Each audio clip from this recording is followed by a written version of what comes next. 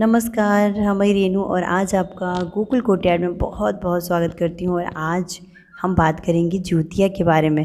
तो इस व्रत को ना जीतिया या ज्यूतिया या जीवित पुत्रिका के नाम से भी जानते हैं।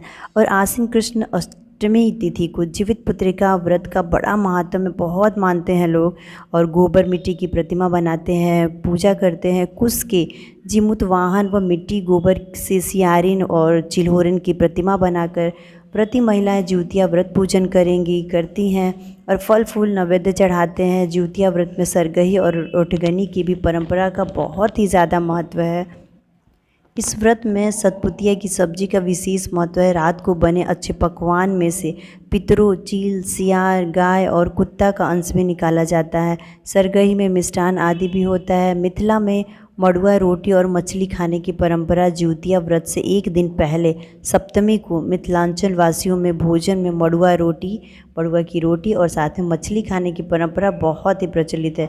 जिनके घर में यह व्रत नहीं होता है उनके यहाँ भी मड़ुआ की रोटी और मछली खाई जाती है। व्रत से एक दिन पहले आश्विन कृष्ण सप्तमी को व्रती महिलाएं भोजन में मड़ुआ की रोटी और नौनी का साग बनाकर खाती हैं। और ये जो ज्यूतिया व्रत है वो वंश वृद्धि, संतान की लंबी आयु के लिए महिलाएं आश्विन कृष्ण पक्ष अष्टमी को ये व्रत रखती हैं और ये निराजल व्रत करती हैं। और अपने संतान की लंबी आयु के लिए, अपने पति के लिए, अपने सौभाग्य के लिए ये व्रत किया जाता है। और अपने सनातन धर्म में इस व्रत का बहुत महत्व है, बहुत ख़ास महत्व है। और ये व्रत बहुत ही दिल से, मन से, तन से करना चाहिए। एकदम निराजल, एकदम स्वच्छ मन से करना चाहिए। कोई भी खोट मन में ना हो, सबका भला हो, ऐसा सोचकर ये व्रत करना चाहिए। ये व्रत में सप्तमी के दिन, मतलब पितृपक्ष में ये होता है। सप्तमी के दिन महिलाएं नहा खा करती हैं। तो गंगा में नहाइए, पवित्र नदी तो वहाँ नहाइए, घर में ही नहा लीजिए। नहाने के बाद मड़ुआ की रोटी, नौनी का साग, कांदा, झिमनी आदि इन सब चीज़ों का सेवन करना है। यही सारी चीज़ें खाना है और फिर व्रत अपना शुरू करना है। तो व्रती स्नान भोजन के बाद पितरों की भी पूजा करती हैं। सूर्योदय से पहले सरगही, ओटगनी जिसे कहते हैं ना, वो भी करते हैं, खाते हैं और अपने पितरों को चढ़ाते हैं, चीलों सियारों को चढ़ाते हैं। ये सारी चीज़ें मतलब बहुत महत्वपूर्ण है। तो जो जैसे भी अगर आपकी सास हैं तो आप अपनी सास से या फिर बड़े जो भी घर में हैं उनसे पूछकर ही व्रत करिए। क्योंकि हर घर में अलग अलग रीति है, अलग अलग रिवाज है। तो सब लोग अलग अलग रीति रिवाज से करते हैं। तो आप भी ऐसे ही करिए जैसे आपके ससुराल में होता है। मायके में नहीं, मायके का अलग हो गया और ससुराल का अलग हो गया।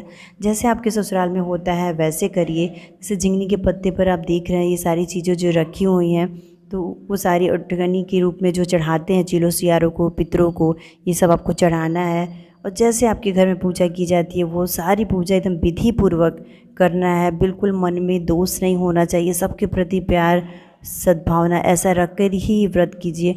और जीवतवाहन जो माता हैं, जो ज्यूतिया मैया है, वो सबका भला करती हैं, सबका भला करेंगी और सबके संतान को सुख संपत्ति समृद्धि से भरी रहेंगी। उनका जीवन बहुत ही अनमोल है, अमूल्य है और सबका कल्याण करेंगी।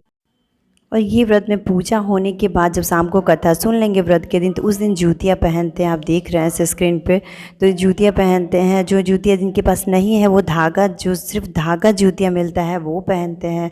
तो अपने पुत्र और पुत्री के लिए, अपने संतान के लिए, सबके लिए, अगर पुत्र है तो उनके लिए डाँडा और पुत्री है तो उनके लिए माला, ये ज़रूर लेकर जाएँ अपनी डलिया में। और वहाँ अंकुर रखते हैं लोग, खीरा रखते हैं। ये सारी चीज़ें जैसे आपके ससुराल में होती होंगी वो सब कुछ लीजिए, कथा सुनिए और बच्चों को ये पहनाइए। और ज्यूतिया मैया अपना आशीर्वाद सदा बच्चों के ऊपर बनाए रखती हैं, अपना प्यार बरसाए रखती हैं।